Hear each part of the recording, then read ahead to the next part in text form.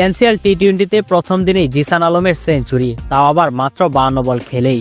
নিজের প্রথম আন্তর্জাতিক টি-20 সেঞ্চুরির দেখা পেলেন জিসান আলম। স্বীকৃত টি-20তে নিজের তৃতীয় ম্যাচে সেঞ্চুরির দেখা পেলেন জিসান আলম।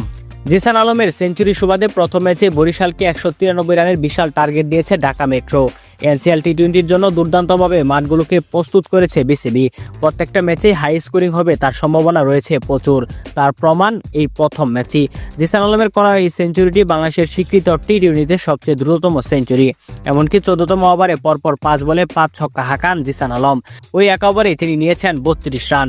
ওই ওভারে বোলিংয়ে ছিলেন মোহাম্মদ আরাফাত। নিখুঁত দুর্দান্ত ব্যাটিং জিসান আলমের, চোখ দাদানো সব শট।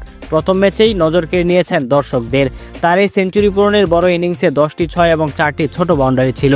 তবে জিসান আলমের এই ইনিংসের সবচেয়ে মজার ব্যাপার হলো জিসান আলম হাফ সেঞ্চুরি পূরণ করতে খেলেছেন 39 বল, অর্থাৎ তিনি সেঞ্চুরি করার জন্য বাকি 50 রান করেছেন মাত্র 13 বলে। ম্যাচে তার স্ট্রাইক রেট ছিল 188। প্রিয় দর্শক, আজকে জিসান আলমের ব্যাটিং আপনাদের কাছে কেমন লাগলো তা অবশ্যই আমাদেরকে কমেন্ট করে জানান।